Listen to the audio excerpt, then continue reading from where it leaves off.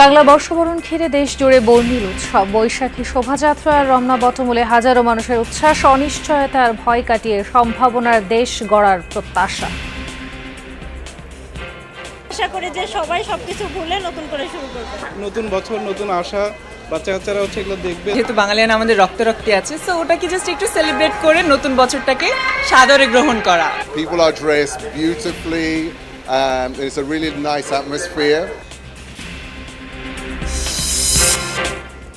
নতুন বছরের প্রথম দিনে কৃষক কার্ডের উদ্বোধন করলেন প্রধানমন্ত্রী। কৃষকদের আত্মনির্ভরশীল করার লক্ষ্য, প্রণোদনা পাওয়াদের কণ্ঠে আনন্দবার্তা। কৃষিকাজে যদি টাকা পয়সা যাই কিছু দেখ, আমরা কৃষিকাজে খরচ করবো। কৃষিকাজে ওই যে আমাদের সুবিধা, সার দিব সরকারে, বীজ দিব, ওটা দিলে আবার আঙ্গ একটু হাসি হইতেছে। আমরা ফসল ফলাইতে পারবো ভালো মতো, কাইসিসে মধ্যে থাকবো না। এই দেশের কৃষক যদি বেঁচে থাকে, এই দেশের কৃষক যদি ভালো থাকে, তাহলে সমগ্র বাংলাদেশ ভালো থাকতে পারবে। ক্রুড অয়েল সংকটে বন্ধ দেশের একমাত্র তেল শোধনাগার। তীব্র রোদেও পাম্পে পাম্পে গ্রাহকের দীর্ঘ অপেক্ষা, ফুয়েল পাসেও মিলছে না স্বস্তি। আমাদের বৈশাখ তো এখানেই কাটতেছে। তেল নিতে পারলে আপনার পয়লা বৈশাখের উদযাপনটা তেল দিয়ে এছাড়া আর কিছু করার নেই। হামে মৃত্যুর মিছিল থামছেই না। 24 ঘন্টায় প্রাণ গেল আরও 9 শিশুর। নতুন করে আক্রান্ত 1105 জন, জানিয়েছে স্বাস্থ্য অধিদপ্তর।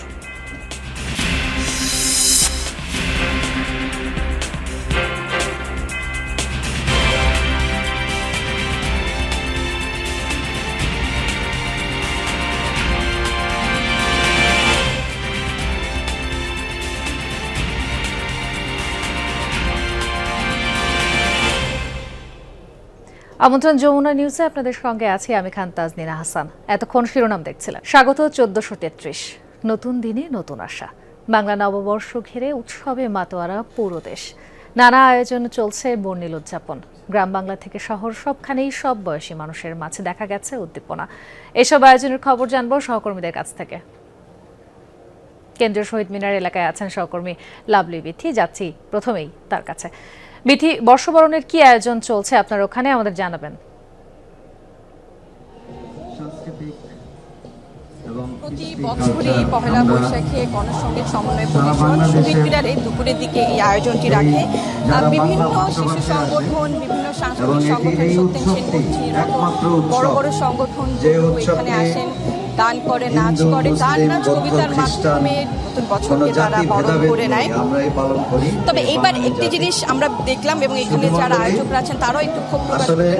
প্রায় 2 দশক ধরে এই গণসংগীত আয়োজনটি করছে শহীদ মিনারে, কিন্তু কখনো শহীদ মিনারে এর বাইরে এই সময় অন্য কোনো অনুষ্ঠান থাকে না, কিন্তু আজকে আরেকটি অনুষ্ঠানই আছে একই সময়ে, যার কারণে তারা একটু ক্ষোভ প্রকাশ করেছিলেন যে সামনে বার জন্য এই জিনিসগুলো না হয়। কারণ এই ক্ষেত্রে হলে দেখা গেল যে পরিস্থিতি অস্বস্তিকর হতে পারে দুই গ্রুপের জন্যই। অনুরোধ জানিয়েছেন এখানকার যারা আয়োজকরা আছেন তারা। এর বাইরে হচ্ছে এবার আমরা যদি না জানি বা কেমনে সফল হবে, অর্থাৎ এই প্রতিপাদ্যকে সামনে রেখে নতুন বছরকে বরণ করছে গণসংগীত সমন্বয় পরিষদ।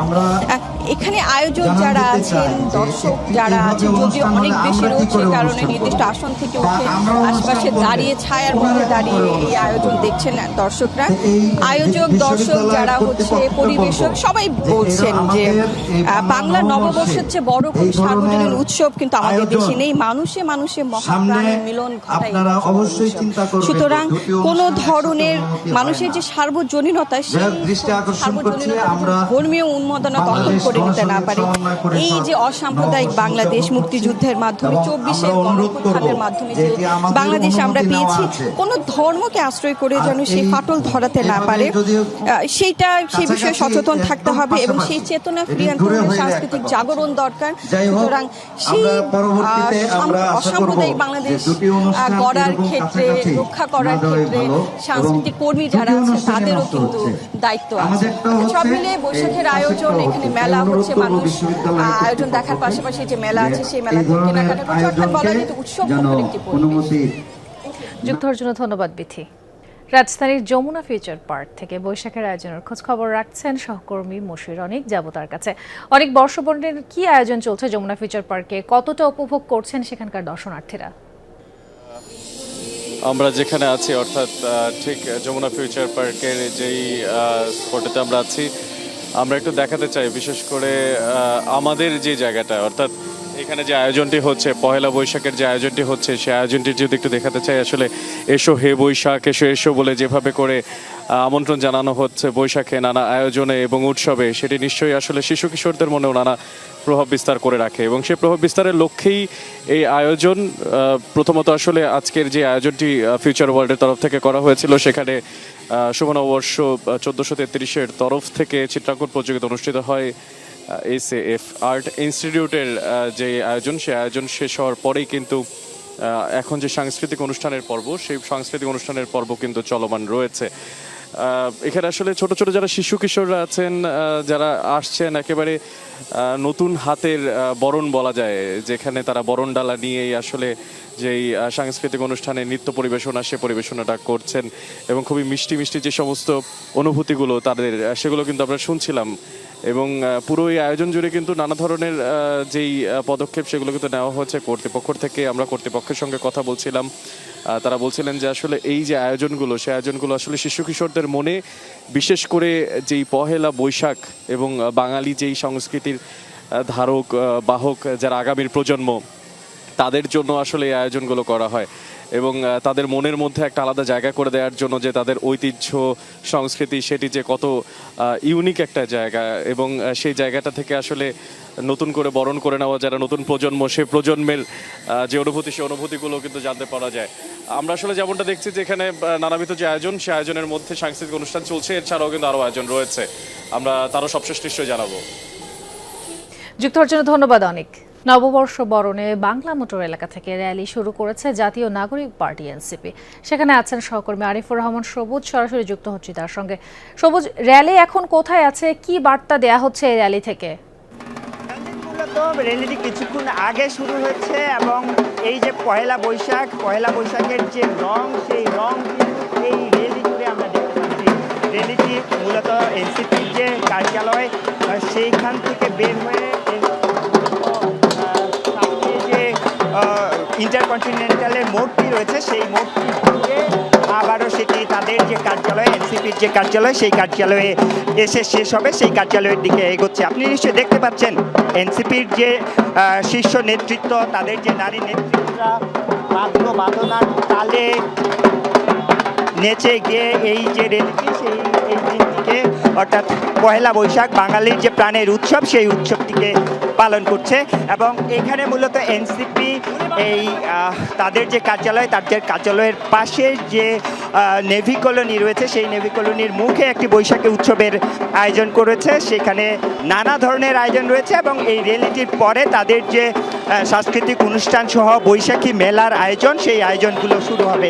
এই র্যালি থেকে তাদের যে এই আয়োজন, সেই আয়োজন থেকে মূলত এই নতুনকে বরণ করার, নতুনভাবে যে শুরু করার যে বার্তা, সেই বার্তাটি মূলত দেয়া হচ্ছে এবং তারা বলছেন যে এই পহেলা বৈশাখের মধ্য দিয়ে বাঙালির যে প্রাণের উৎসব, সেই উৎসবকে ধারণ করে সামনের দিকে প্রত্যেকেই এগিয়ে যাবেন।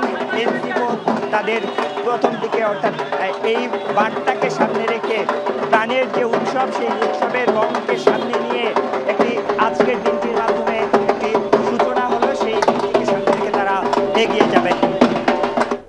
যুক্ত হওয়ার জন্য ধন্যবাদ সবুজ। মানুষের ঐক্যতানে পুনরুত্থান হবে গণতন্ত্র। চিরায়ত বাংলার রূপ, শিল্প আর ঐতিহ্য তুলে ধরে চারুকলার শোভাযাত্রায় জানান দেয়া হয় এমন বার্তা। ছেলে বুড়ো সহ সকল প্রাণীর সম্মেলনে এমন আয়োজন বিশ্বকে জানান দিয়েছে বাংলার সৌরভ ও গৌরবের কথা। লোকায়ত বাংলার চিত্র, উপকরণ, সাজ, পটচিত্র, বাদ্যযন্ত্রাংশ কিংবা মানুষের উপস্থিতি সবই যেন এক সুরে গাইছে এসো হে বৈশাখ, এসো এসো। তানভীর মোর্শেদ ও তানভীর মিজানের ছবিতে বিস্তারিত জানাচ্ছেন আহমেদ রেজা।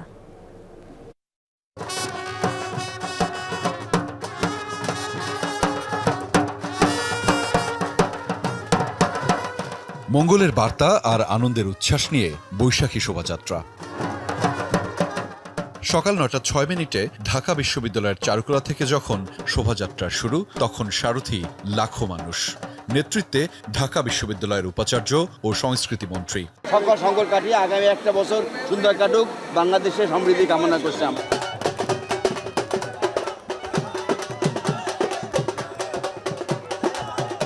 সাদা লাল বর্ণিল পোশাকে সেই সমবেত উপস্থিতি জানান দিয়েছে বাংলার ঐতিহ্য, সংস্কৃতি ও ঐক্যবদ্ধতার কথা।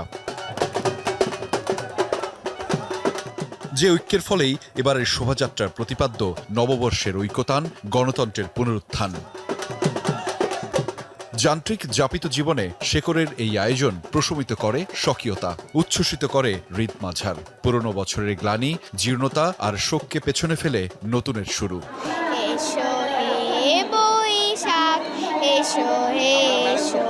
গ্লানি ভুলে বা ব্যর্থতা ভুলে আমরা নতুন বছরে ভালো কিছু আশা করি। পান্তা ভাত, ইলিশ মাছ, পুরো বাঙালি খাবার, পুরো দিন বাঙালিয়ানায় কাটানো, পরিবারের সাথে লাল পাড় সাদা শাড়ি, হাত ভরা সাদা চুড়ি, লাল চুড়ি। এইবারই আমি প্রথম ঢাকা ইউনিভার্সিটিতে অ্যাডমিশন পাওয়ার পরে আমার পহেলা বৈশাখ।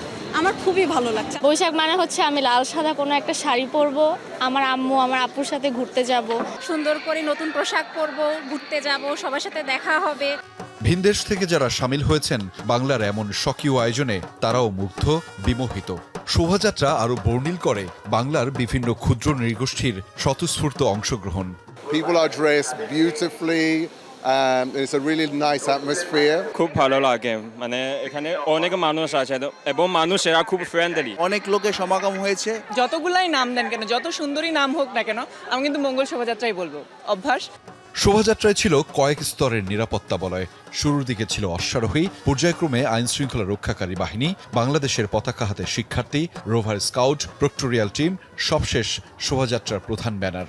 শান্তির বার্তা দেয়, আমাদের সম্প্রীতির বার্তা দেয়। এবছরে চাওয়া হচ্ছে যাতে সকলে সুস্থ থাকে এবং একটা বারচকে বাংলাদেশ তৈরি করে। প্রকৃতি সহ নিজেকে নতুন রঙে সবাইকে নিয়ে সাজতে ইচ্ছে করে। বৈশাখ মানে তো আনন্দ, বৈশাখ মাসেই খুশি। নতুন বছরকে কিভাবে বরণ করা হয় সেটা দেখানোর জন্য। বাঙালির একটা ঐতিহ্য, এটা সম্পর্কে বাচ্চাদেরকে অবশ্যই জানাতে হবে। অনেকগুলো মেলায় গিয়েছি, মেলায় নাগরদোলা দেখেছি, সবাই অনেক আনন্দ করছে, এটা ভালো লেগেছে। শোভাযাত্রায় মোট 5টি প্রতীক বা মোটিফ রাখা হয়। এগুলো হলো মোরগ, হাতি, পায়রা, দোতারা ও ঘোড়া। মোরগ নতুন সূচনা, জাগরণ ও আলোর আগমনের, আর দোতারা বাঙালির লোকসঙ্গীতের প্রাণ। এছাড়া পায়রা সম্প্রীতি, সহাবস্থান ও বৈশ্বিক শান্তির বার্তা বহন করে। এই আয়োজন, এই মানুষের সমবেত উপস্থিতি জানান দেয় বাংলাদেশের ঐক্যবদ্ধতার কথা।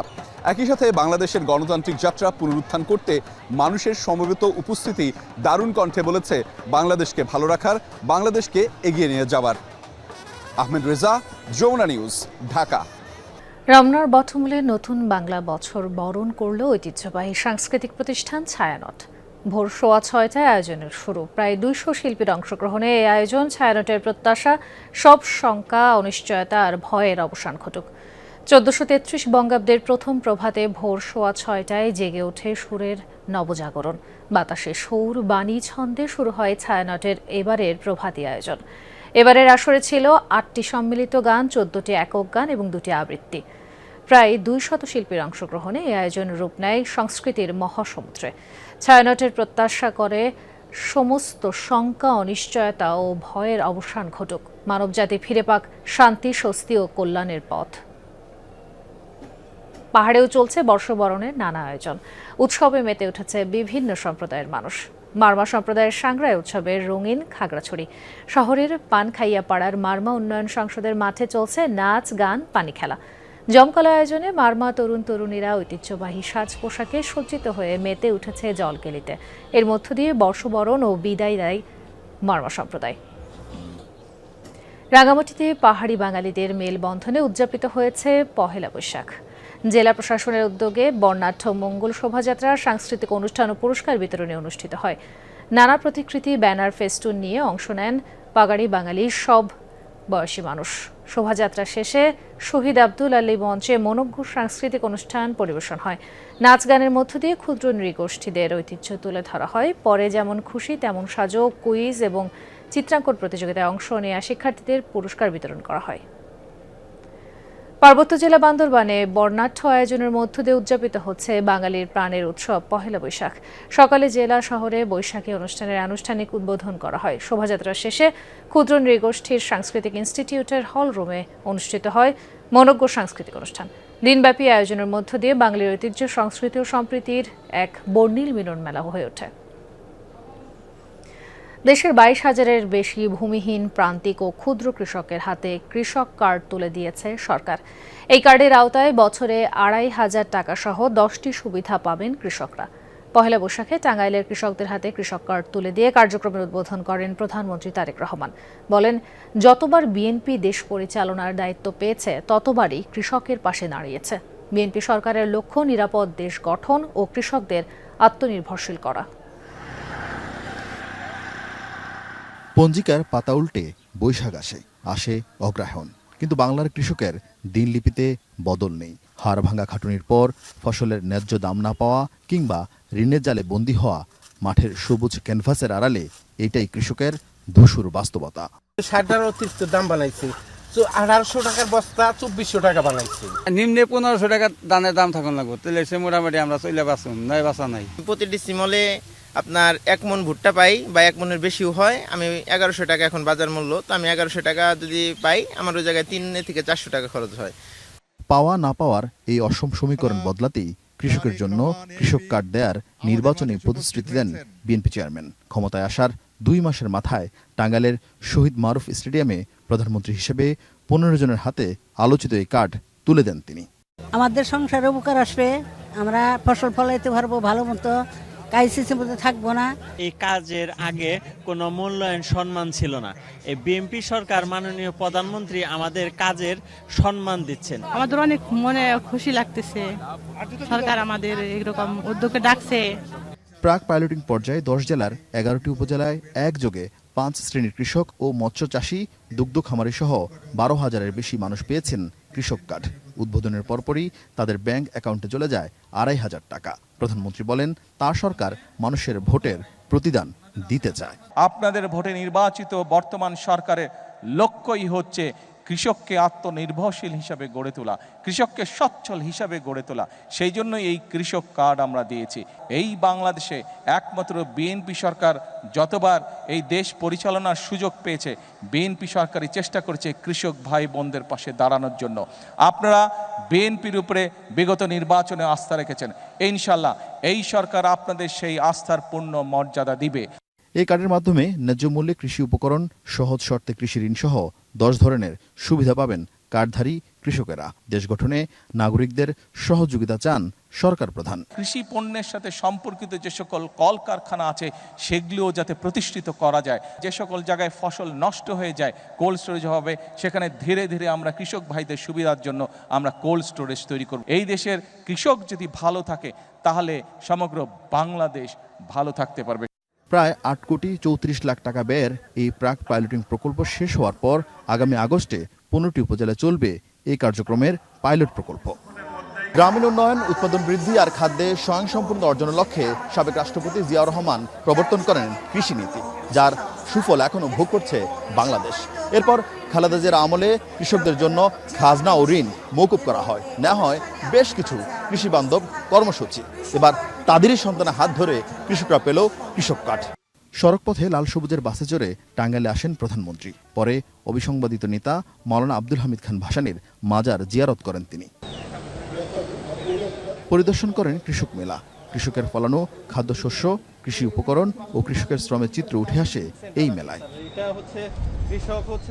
আরিফিন শাকিল, যমুনা নিউজ, টাঙ্গাইল। বৈশাখের তীব্র রোদ উপেক্ষা করে জ্বালানি তেলের জন্য দীর্ঘ সারি ফিলিং স্টেশনগুলোতে। তেল নিতে 10 ঘন্টা বা তারও বেশি অপেক্ষা করতে হচ্ছে গ্রাহকদের। অনেক ফিলিং স্টেশনে বেশিরভাগ সময় টানানো থাকে, অকটেন নেই। পহেলা বৈশাখে ডিপো বন্ধ থাকায় অনেক পাম্পেই নেই তেলের সরবরাহ। রাজধানীতে প্রায় সব ফিলিং স্টেশনে এখন রেশনিং পদ্ধতি চালু আছে। বেশিরভাগ পাম্পে গাড়ির জন্য 2000 আর মোটরসাইকেলের জন্য 3 থেকে 500 টাকার বেশি তেল দেয়া হচ্ছে না। তবে ফুয়েল পাস থাকলে সর্বোচ্চ 10 লিটার তেল নিতে পারছেন একজন গ্রাহক। বাইকাররা তেলের জন্য ঘন্টার পর ঘন্টা অপেক্ষা করছে, ভোগান্তি থেকে তারা মুক্তি চান।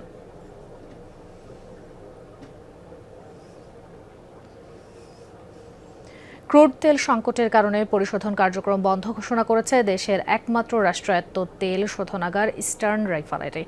নতুন চালান আসলে মে মাসে আবার চালুর আশা করছে কর্তৃপক্ষ। আরও জানাতে চট্টগ্রাম থেকে যুক্ত হচ্ছেন সহকর্মী জোবায়েদ ইবনে শাহাদাত। জোবায়েদ, ইস্টার্ন রিফাইনারিতে তেল পরিশোধন কার্যক্রম বন্ধের বিষয়ে কর্তৃপক্ষ কি বলছে? জ্বালানি, অকটেন, পেট্রোল, ডিজেল সহ 16 ধরনের জ্বালানি কিন্তু বাংলাদেশে আনা হয় এবং সেই জ্বালানিগুলো পাশাপাশি অপরিশোধিত তেল আনা হয়, যেগুলো থেকে এই জ্বালানিগুলো পরিশোধন। কিন্তু এই যে অপরিশোধিত তেল 54 দিন ধরে বাংলাদেশে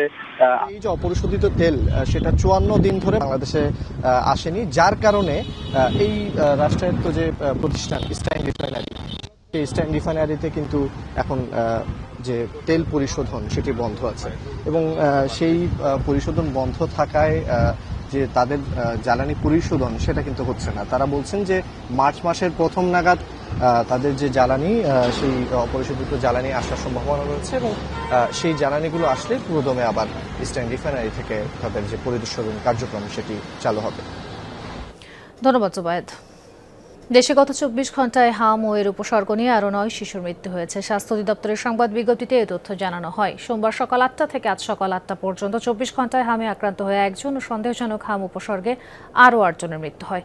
এর মধ্যে সন্দেহজনক হাম রোগে ঢাকা বিভাগে সর্বোচ্চ 6 জন এবং ঢাকা জেলায় 4 জনের মৃত্যু হয়েছে। বিজ্ঞপ্তির তথ্য অনুযায়ী গত 15 মার্চ থেকে এখন পর্যন্ত নিশ্চিত হাম রোগে নিহতের সংখ্যা 31 জন। এছাড়াও একই সময়ে সন্দেহজনক হাম রোগের মৃত্যুর সংখ্যা 164 জন। এর আগে গতকাল সোমবার হাম ও হামের উপসর্গ নিয়ে 7 শিশুর মৃত্যু হয়েছে।